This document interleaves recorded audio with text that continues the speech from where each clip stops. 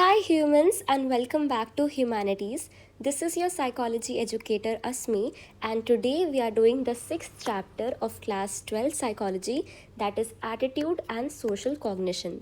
And ये chapter में हम सबसे पहले पढ़ेंगे सोशल बिहेवियर के बारे में. सोशल बिहेवियर एक नेसेसरी पार्ट है ह्यूमन लाइफ का. And being social means more than merely being in the company of others. अब सोशलाइजिंग हम बोलते हैं, इसका मतलब हमें लगता है कि दूसरों से बात करना, दूसरों की प्रेजेंस में रहना, दूसरों की कंपनी में रहना. बट सोशल साइकोलॉजी इससे भी ज़्यादा बात करती है. सोशल साइकोलॉजी बोलती है कि वो उन बिहेवियर के साथ डील करती है जो take place in actual and imagined or implied presence of others.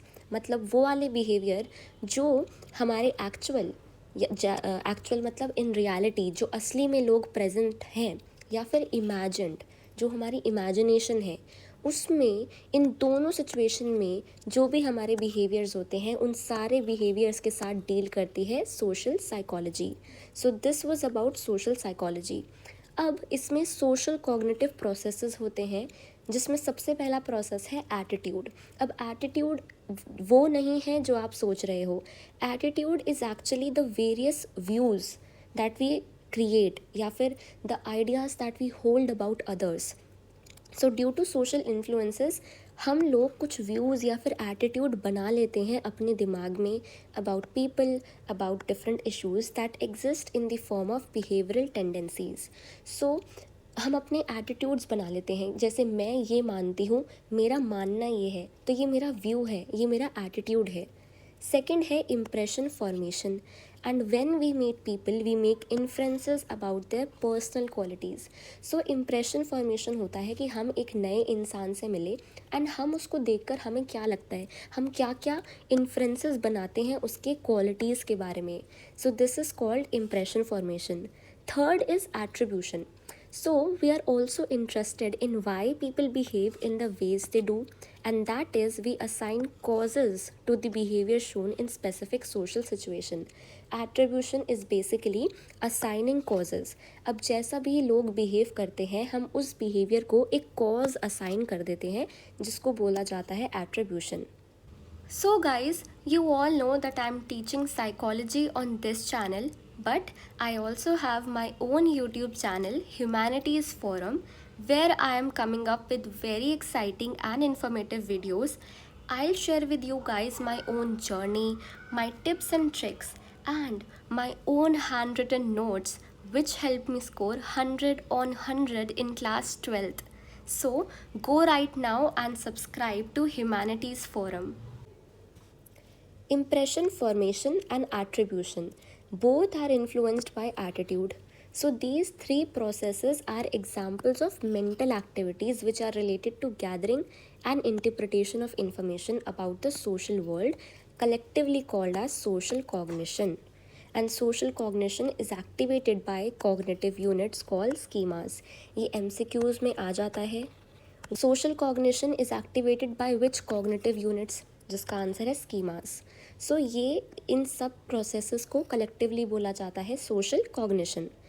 सो अभी तक हमने जितने भी कॉग्निटिव प्रोसेसेस देखे, they can not be directly seen. हम उन्हें डायरेक्टली देख नहीं पाते and they have to be inferred on the basis of externally shown behaviour. Inferred मतलब हमें अपना ओपिनियन बनाना पड़ता है, हमें ये बात पता लगानी पड़ती है कि ये कॉग्निटिव प्रोसेसेस हैं on the basis of externally shown behaviour. अब ये बिहेवियर क्या होते हैं? Following are the examples of social influence that are in the form of observable behaviour. तो इसके दो एग्जाम्पल्स हैं, सोशल फैसिलिटेशन या इनहिबिशन, जिसको बोलते हैं इम्प्रूवमेंट या decline in the performance in the presence of others. Second है प्रो सोशल बिहेवियर, जिसको बोलते हैं helping, responding to others who are in need or distress. So ये है हमारे दो एग्जाम्पल ऑफ सोशल इन्फ्लुएंस, कैसे दूसरों की प्रेजेंस की वजह से हमारा बिहेवियर इन्फ्लुएंस हो सकता है. नेक्स्ट टॉपिक है हमारा nature and components of attitude, जिसमें हम पढ़ेंगे कि एटीट्यूड एक्चुअली होता क्या है एंड उसके कितने कॉम्पोनेंट्स होते हैं. एटीट्यूड की बात करें तो Attitude is a state of mind, a set of views or thoughts regarding some topic, which is called the attitude object, which have an evaluative features positive, negative and neutral quality.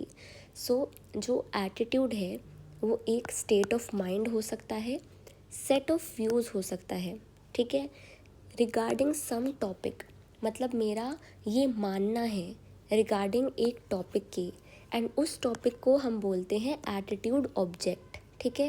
And एक evaluative feature होता है जो मेरा view है किसी attitude object को लेकर, वो पॉजिटिव हो सकता है, नेगेटिव हो सकता है या न्यूट्रल हो सकता है। So this is attitude. And attitude का इमोशनल कंपोनेंट भी होता है and a tendency to act in a particular way with regard to the attitude object. So basically attitude के हमारे 3 component होते हैं। ये हैं 3 component attitude के। सबसे पहला है thought component जिसको हम बोलते हैं cognitive aspect। सेकेंड है emotional component जिसको बोलते हैं affective aspect। The tendency to act is called the behavioral component जिसको बोलते हैं कॉग्निटिव एस्पेक्ट या फिर बिहेवियरल एस्पेक्ट भी बोल सकते हैं। एंड इन तीनों को एक साथ हम बोलते हैं ABC components, affective, behavioural and cognitive component. So इसको हम एक एग्जांपल के साथ भी समझ सकते हैं। सो ये है हमारा एग्जांपल। आपके नेबरहुड में ट्री प्लांटेशन कैंपेन स्टार्ट हुआ है एंड आपका जो व्यू है towards green environment is positive. So ये हो गया हमारा कॉग्निटिव कंपोनेंट, ठीक है। And you feel very happy when you see greenery, you feel sad and angry when you see trees are being cut down. So these aspect reflect the affective that is emotional component या फिर affective aspect, ये second वाला। सो आपका positive view है, ये हो गया हमारा कॉग्निटिव एस्पेक्ट।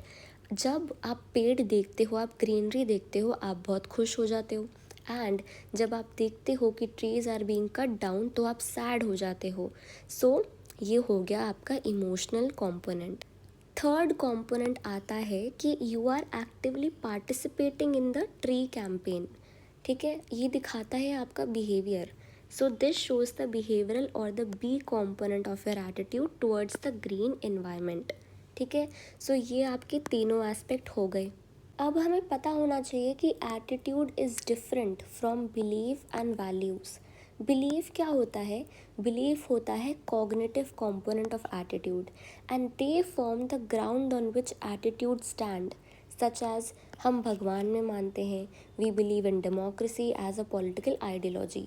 सो ये है हमारे बिलीव्स। अब जब बिलीव होंगे तभी तो हमारा एटीट्यूड बन पाएगा। वैल्यूज़ होते हैं एटीट्यूड और believe that contain a should or ought aspect such as moral और एथिकल वैल्यूज़। अब हम मानते हैं कि honesty is the best policy, ये है हमारा एक बिलीव। एंड जब ये हमारा बिलीव एक इनसेपरेबल पार्ट बन जाता है हमारे लाइफ का, देन वो बिलीव कन्वर्ट हो जाता है वैल्यू में, ठीक है। So this is how you distinguish between believe, values and attitudes. अब एटीट्यूड के 4 सिग्निफिकेंट फीचर्स होते हैं: वैलेंस, एक्सट्रीमनेस, सिंप्लिसिटी और कॉम्प्लेक्सिटी, सेंट्रलिटी।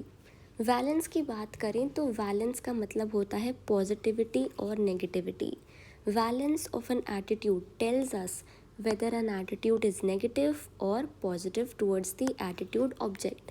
सो जैसे मैंने पहले भी बताया था, जो भी मेरा एटीट्यूड है, मेरा व्यू है एक चीज़ को लेकर, एटीट्यूड ऑब्जेक्ट को लेकर, वो पॉजिटिव भी हो सकता है, वो नेगेटिव भी हो सकता है।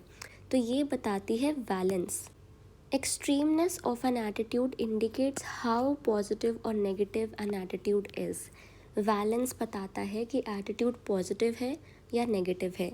एक्सट्रीमनेस बताता है कि अगर पॉजिटिव है तो कितना पॉजिटिव है एंड नेगेटिव है तो कितना नेगेटिव है। थर्ड है सिंप्लिसिटी और complexity. This feature refer to how many attitudes there are within a broader attitude. अब एक हमारा व्यू पॉइंट है, उसके अंदर हमारे कितने आइडियाज़ हैं, कितने डिफरेंट टाइप के व्यूज़ हैं। An attitude system is said to be simple if it contains only one or a few attitudes, and complex if it is made up of many attitudes. जैसे मैंने बताया, अगर कम views हैं तो फिर उसको बोला जाता है सिंपल, बट अगर ज़्यादा एटीट्यूड है तो उसको कॉम्प्लेक्स बोला जाता है. Fourth and the last one is centrality. Refers to the role of a particular attitude in the attitude system. मतलब आप कितना strongly उस चीज़ को मानते हो, कितना central है वो attitude in the attitude system. An attitude with greater centrality would influence the other attitudes. So जितना ज़्यादा centrality होगी उतना ज़्यादा influence कर सकता है वो other attitudes को. Next है attitude formation. कैसे हमारे एटीट्यूड फॉर्म होते हैं, हमारे व्यू पॉइंट्स फॉर्म होते हैं. सो इसके भी प्रोसेस हैं, जिसमें सबसे पहला आता है learning attitude by association. So a positive attitude is developed या learned for a particular subject because of the positive association between teacher and student. So हमने कई बार ये एक्सपीरियंस करा है कि अगर हमें एक सब्जेक्ट की टीचर अच्छी लगती है तो हमें वो सब्जेक्ट भी ऑटोमेटिकली अच्छा लगने लग जाता है. And this is what we mean by learning attitude by association. Second है learning attitude by being rewarded और पनिश्ड. सो अगर आपको योगा करने के लिए एक अवार्ड मिला है, देन आप वो एटीट्यूड को हमेशा फॉलो करोगे, हमेशा योगा प्रैक्टिस करोगे. एंड अगर आपने कोई काम करा है जिसकी वजह से आपको पनिशमेंट मिली है या फिर डांट पड़ी है, देन आप डेवलप कर लोगे एक negative attitude towards the attitude object. ठीक है. सो ये है learning attitude by being rewarded और punished. Third is learning attitude through modelling. And modelling के बारे में हमने पहले वाले चैप्टर्स में भी पढ़ा हुआ है. मॉडलिंग होता है ऑब्जर्विंग अदर्स. सो हम दूसरों को देख कर भी हम बहुत ऐसी चीज़ें सीख लेते हैं, हम अपने एटीट्यूड्स भी लर्न कर लेते हैं. Fourth is learning attitudes through group और कल्चरल नॉर्म्स. अब norms are the unwritten rules of a society. कुछ ऐसे रूल्स जो कहीं लिखे नहीं होते बट सब फॉलो करते हैं. ठीक है. एंड वो सारे behaviour they are suppose to show under specific circumstances. And these norms become a very important part of our social cognition. So हम जो भी, जैसे हमारा एक सोसाइटी है, जो भी सोसाइटी में लोग करेंगे हमें एक वो नॉर्म बन जाता है कि हमें भी वो बिहेवियर करना ही करना है. सो उस बिहेवियर से, उन नॉर्म से हम एटीट्यूड्स लर्न कर लेते हैं. For example, offering money, sweets, fruit, flowers in a place of worship. जब भी हम मंदिर जाते हैं तो हम फूल चढ़ाते हैं, फ्रूट्स चढ़ाते हैं.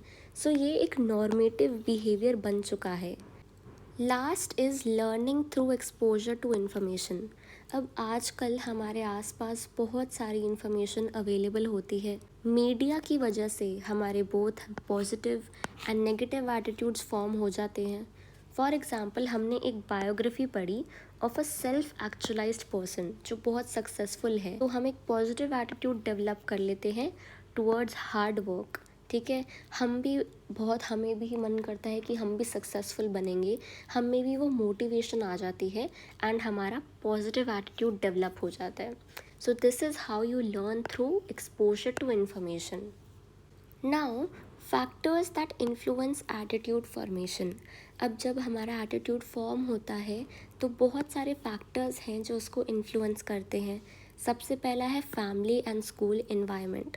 हमें पता है फैमिली इन्फ्लुएंस करेगी एंड स्कूल का इन्वायरमेंट भी इन्फ्लुएंस करेगा. सो early years of life में parents and family members play a very significant role in shaping attitude formation, and also school environment becomes an important background for attitude formation. Second है reference group. अब reference group indicate to an individual the norms. So जिस group में हम रहते हैं वो group हमें बताता है क्या नॉर्म्स हैं जो हमें हर सर्कमस्टांसिस में फॉलो करना है, कौन सा एक्सेप्टेबल बिहेवियर है, what are the acceptable ways of thinking. ये सारी चीज़ें हमें हमारा रेफरेंस ग्रुप बताता है. And they reflect learning of attitude through a group और कल्चरल नॉर्म्स. ठीक है. सो बहुत सारे ऐसे टॉपिक्स हैं जैसे political, religious, social, occupation, national.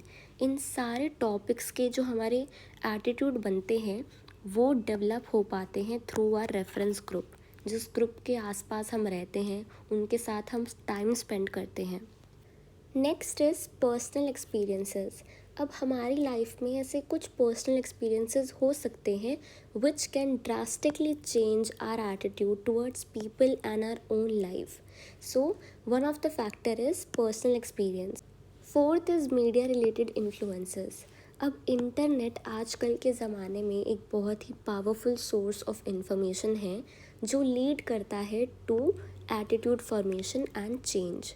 सो हमारे स्कूल की टेक्स्ट बुक भी इन्फ्लुएंस करती है attitude formation, and these sources first strengthen the cognitive and affective component and they subsequently also affect the behavioral component. अब media can exert good and even bad influence on our attitude because there is no check on the nature of information being gathered there. Internet पे हर तरीके की information होती है। अब उसे कोई check करने वाला नहीं है कि वो सही है या गलत। सो इंटरनेट के फ़ायदे भी बहुत होते हैं एंड नुकसान भी होते हैं। नेक्स्ट है एटीट्यूड चेंज, जो बहुत इम्पॉर्टेंट टॉपिक है एंड इसमें हम 3 प्रोसेसेस के बारे में पढ़ेंगे and each one of them is very important. सबसे पहला है कॉन्सेप्ट ऑफ बैलेंस। सो इस कॉन्सेप्ट ऑफ बैलेंस में हम बात कर रहे हैं एक POX ट्रायंगल की। ठीक है, एक ट्रायंगल है जिसमें P होता है हमारा पर्सन जिसका एटीट्यूड हम स्टडी कर रहे हैं, O होता है अनदर पर्सन एंड X होता है टॉपिक जिसके टुवर्ड्स एटीट्यूड हम पढ़ रहे हैं। सो ये है हमारा POX. Now the basic idea is that an attitude changes if there is a state of imbalance between PO attitude, OX attitude या फिर PX attitude because imbalance is logically uncomfortable. अब ये आपको और अच्छे से समझ आएगा with an example. इसमें वैसे बेसिक आइडिया ये है कि ये ट्रायंगल है, ट्रायंगल की 3 साइड है एंड अगर इन तीनों साइड में हमारा इम्बैलेंस हुआ किसी भी एक साइड तो एटीट्यूड हमारा चेंज हो जाएगा। अब इम्बैलेंस कब होता है? इम्बैलेंस तब होता है when all the 3 sides are negative. जब तीनों साइड हमारी नेगेटिव होगी तब एटीट्यूड चेंज होगा। एंड इम्बैलेंस तब भी हो सकता है when the 2 sides are positive and 1 is negative. तो ये है हमारे इम्बैलेंस। बैलेंस कब होगा? When all the 3 sides are positive, ये हो गया हमारा balance, and also 2 sides are negative and 1 side is positive. इसको समझते हैं अब हम एक एग्जाम्पल के साथ। इस एग्जाम्पल में you all can see that there is an imbalance state. 2 side positive है एंड एक साइड नेगेटिव है, तो ये स्टेट है इम्बैलेंस का एंड इस इम्बैलेंस को हमें बैलेंस करना पड़ेगा। So here P is the son's father जिनको दहेज चाहिए। ठीक है, इसका है पॉजिटिव व्यू। ठीक है, बट जो डॉटर के फादर हैं उनका है नेगेटिव व्यू टुवर्ड्स डाउरी। सो इस इम्बैलेंस स्टेट को हम पॉजिटिव कर सकते हैं दिस इम्बैलेंस स्टेट को हम बैलेंस कर सकते हैं इन 3 वेज। अब इन 3 तरीक़ों से हम इसको कैसे ठीक करेंगे? या तो P स्टार्ट्स डिसलाइकिंग डाउरी, ठीक है, इनका रिलेशनशिप नेगेटिव हो जाए। OX रिलेशनशिप, अब या तो डॉटर के फादर का पॉजिटिव रिलेशनशिप हो जाए, उनको डाउरी देने से कोई प्रॉब्लम ना हो, या फिर OP रिलेशनशिप ख़राब हो जाए, ये दोनों का नेगेटिव हो जाए, इन दोनों के रिलेशनशिप ख़राब हो जाए। सो अगर ये नेगेटिव हुआ या फिर ये पॉजिटिव हुआ या तो ये नेगेटिव हुआ, इस इम्बैलेंस स्टेट को हमें चेंज करना पड़ेगा and we can change it in either of the following. Second है हमारा कॉन्सेप्ट ऑफ कॉग्निटिव डिसोनेंस। अब इसमें बेसिकली ये है कि कॉग्निटिव कंपोनेंट जो है हमारे एटीट्यूड के वो कॉन्सोनेंट होने चाहिए, मतलब they should be logically in line with each other, opposite नहीं होने चाहिए। लाइक अगर आप 2 चीज़ें मानते हो कि पान मसाला कॉजेज़ माउथ कैंसर, आपको ये बात पता है, बट आई ईट पान मसाला। अब ये तो दोनों ही अलग चीज़ें हो गई, ऑपोजिट हो गया, तो इससे आपका इम्बैलेंस होगा। This shows dissonance in the attitude towards pan masala. One of those ideas will have to be changed so that consonance can be attained. ठीक है, अब इसको ठीक करने के लिए दो तरीके हैं। ठीक है, I will stop eating paan masala and this will be healthy, logical and sensible way. ठीक है, ये है एक तरीका। दूसरा ये है कि I will just ignore the fact that it causes mouth cancer. ठीक है, सो ये है हमारे दो तरीके एंड ये इसको डिसोनेंस को हमें कॉन्सोनेंस में कन्वर्ट करना है, इसलिए हम एटीट्यूड चेंज करेंगे।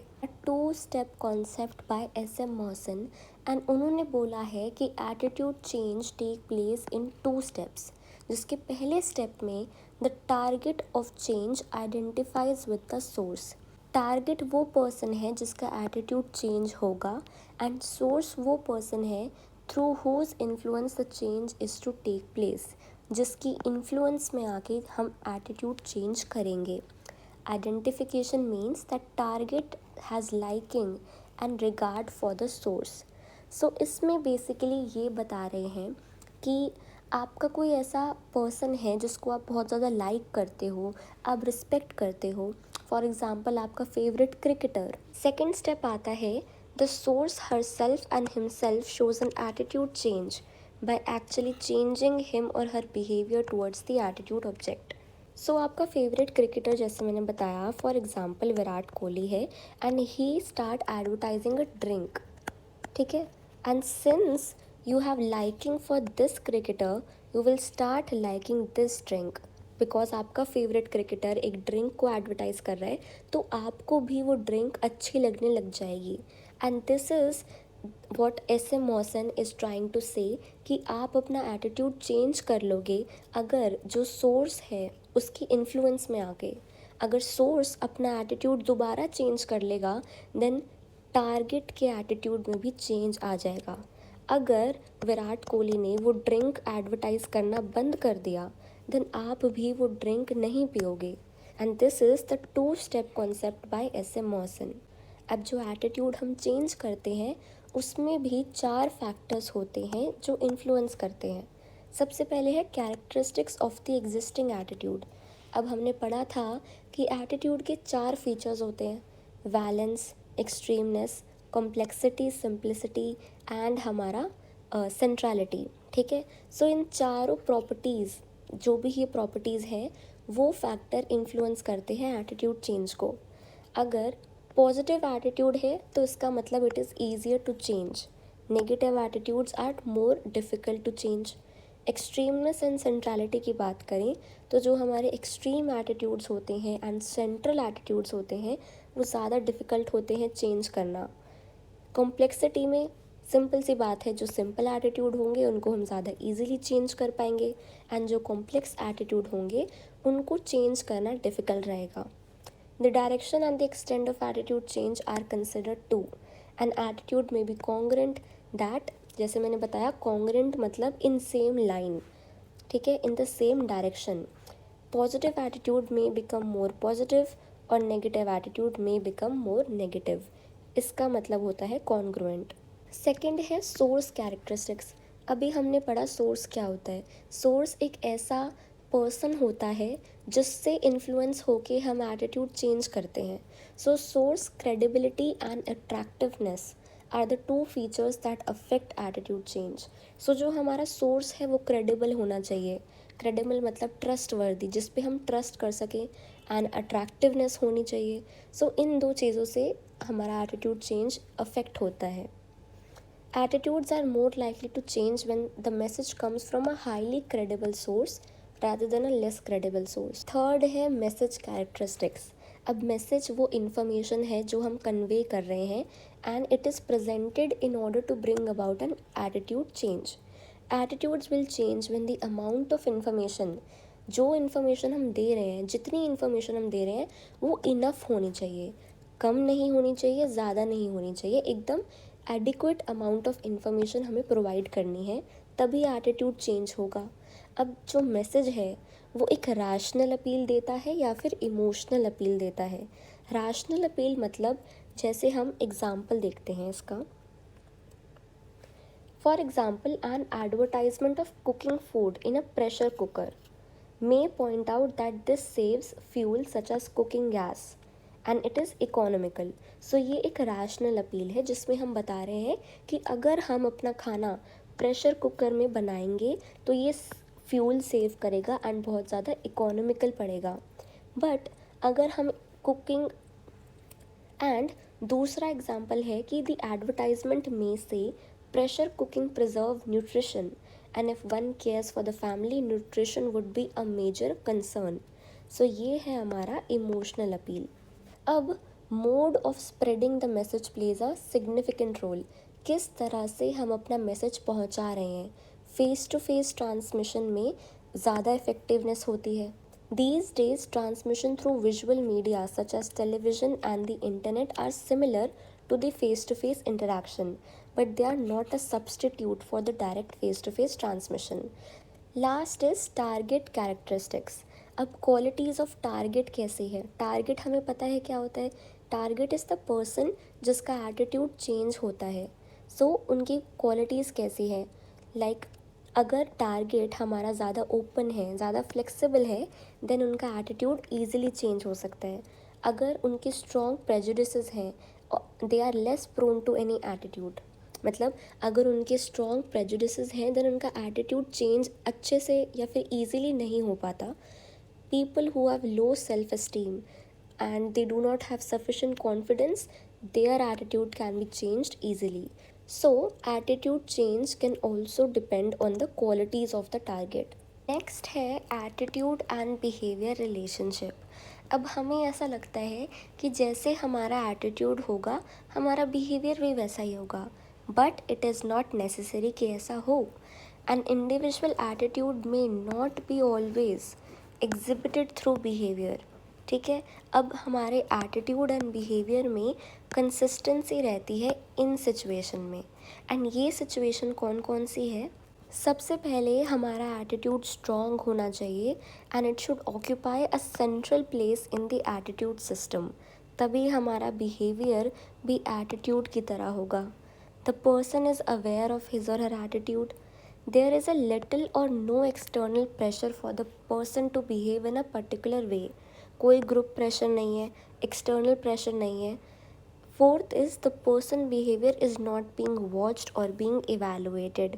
अगर इवैल्यूएशन हो रहा होगा तो फिर obviously attitude and behaviour same होगा। The person thinks that the behaviour would have a positive consequence and therefore intends to engage in that behaviour. अगर हमें लगता है कि हमारे बिहेवियर का कोई पॉजिटिव कॉन्सिक्वेंस है, then we will engage in that. So these are the situations where there would be consistency. मतलब दोनों एटीट्यूड एंड बिहेवियर में कंसिस्टेंसी रहेगी, दोनों सेम रहेंगे। नेक्स्ट बात करते हैं प्रेजुडिस एंड डिस्क्रिमिनेशन। सो इसमें सबसे पहले है स्टीरियोटाइप, जो है हमारा कॉग्निटिव कंपोनेंट। ये याद रखना कि stereotype is the cognitive component, जो एक कलेक्शन ऑफ आइडियाज़ होता है about a specific group and उस ग्रुप के सारे members they are assume to possess those characteristics. So एक ग्रुप के बारे में हम कुछ आइडियाज़ बना लेते हैं एंड हमको लगता है कि जो भी मेंबर्स हैं उस ग्रुप के, उन सब में वो कैरेक्टरिस्टिक्स हैं। Prejudice is defined as an unverified negative attitude towards a group. So prejudice की डेफिनेशन ये है। एंड स्टीरियोटाइप जैसे मैंने बताया कॉग्निटिव कंपोनेंट है, hatred is the affective component and discrimination is the behavioural component.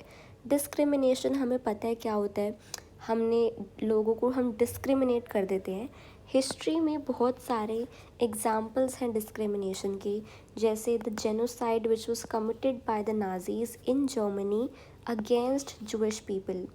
So, prejudice can lead to hatred, discrimination and mass killing of innocent people. Prejudice होता है इसलिए discrimination होता है। ठीक है। So, एंड उसमें हमारा आता है hatred which is the affective component. ठीक है, सो ये तीनों कॉम्पोनेंट याद रखना। स्टीरियोटाइप हमारा कॉग्निटिव कॉम्पोनेंट है, discrimination is the behavioural component, hatred is the affective component. अब जो हमारे प्रेजुडिस हैं उनके सोर्सेस क्या होते हैं? सबसे पहला सोर्स है learning. Prejudice can be learned through reward punishment, modelling, reference groups. A prejudiced person has harbor resentment and hostility towards the out group। तो ये सारे हमने पढ़े हुए हैं फैक्टर्स आगे, एंड इन सारे ही सोर्सेस से प्रेजुडिस आता है। Second is strong social identity and in-group bias. So individuals who have a strong sense of social identity and they have a very positive attitude towards the group to which they belong, उनकी ego boost हो जाती है।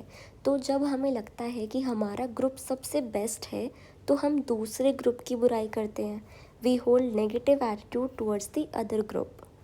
Third is scapegoating. Scapegoating एक ऐसा phenomena है जिसमें majority group blame place करती है माइनॉरिटी ग्रुप पे for their socio economic matters, because minority group में बी वीक और small in number. Fourth is kernel of truth. अब इसमें क्या होता है कि लोग प्रेजुडाइज होल्ड करके रखते हैं क्योंकि उन्हें लगता है कि there must be some truth. ठीक है, कुछ ना कुछ तो सच्चाई होगी। एवरीवन सेज, जो हर कोई उस ग्रुप के बारे में बोलता है, so they tend to continue hold those stereotypes because they think that after all there must be some truth. Fifth is self fulfilling prophecy. अब इसमें क्या होता है कि जो टारगेट होते हैं प्रेजुडिस के, they are its self responsible for continuing the prejudice. वो खुद जिम्मेदार होते हैं एंड द टारगेट ग्रुप में behave in the ways that justify the prejudice. वो ऐसे ही बिहेव करते हैं कि जो प्रेजुडिस होल्ड करके रखते हैं दूसरे लोग, they prove them right. For example, एक टारगेट ग्रुप है जिसको हम मानते हैं कि वो बहुत डिपेंडेंट रहता है and they are unable to make progress, and actually में जो मेंबर्स हैं वो सच्ची में डिपेंडेंट हैं and they can not make progress. So in that way the target is responsible for continuing the prejudice. Now is the strategies for handling prejudice. Prejudice को हम कैसे हैंडल कर सकते हैं एंड उसको रिड्यूस कैसे कर सकते हैं? सबसे पहले है minimising opportunities for learning prejudice. लोगों को प्रेजुडिस के बारे में लर्न करने की अपॉर्चुनिटी ही मत दो। चेंजिंग एटीट्यूड्स अपने चेंज करो। D emphasising a narrow social identity. Discouraging the tendency towards self-fulfilling prophecy among the victims of prejudice। ठीक है, हमने सेल्फ फुलफिलिंग प्रोफेसी के बारे में अभी अभी पढ़ा, तो उसकी हमें टेंडेंसी कम करवानी है। ठीक है, एंड ये सारे goals can be achieve through these veg. ठीक है, सबसे पहले है एजुकेशन एंड इंफॉर्मेशन डिसेमिनेशन। लोगों को एजुकेशन प्रोवाइड करो, इंफॉर्मेशन प्रोवाइड करो। सेकंड है इंक्रीजिंग इंटर ग्रुप कॉन्टैक्ट। ठीक है, आपस में ग्रुप की इंटरेक्शन बढ़वाओ। दूसरे ग्रुप से हमें कम्युनिकेट करना है, इंटरेक्ट करना है। It allows for direct communication, removal of mistrust between the groups, discovery of the positive qualities in the out group. दूसरे ग्रुप में हमें अच्छाइयाँ ढूंढनी है, but these strategies are successful only if the two groups meet in a cooperative rather than competitive context, and close interactions between the group helps them to know each other better. The two groups are not different in powers or status। ठीक है, सो हमें equal रहना है, कोई एक दूसरे से बड़ा नहीं होगा। कोऑपरेटिव सेटिंग में मिलना है हमें, कॉम्पिटिटिव में नहीं। Last is highlighting individual identity rather than group identity. So group की इम्पोर्टेंस को कम करा जाए एंड अपनी इंडिविजुअल आइडेंटिटी को हाईलाइट करा जाए। इससे क्या होगा? इससे the importance of group as a basis of evaluating the other person weak हो जाएगा। हम दूसरों को इवैल्यूएट करेंगे on the basis of their individual identity and not on the group identity. So these are the strategies for handling prejudice, and with this we have come to an end. We have completed the 6th chapter of class 12 psychology. If you guys have any doubts or queries, please drop them in the comment section. Don't forget to like, share and subscribe to Humanities. I will see you guys in the next video. Till then, keep learning.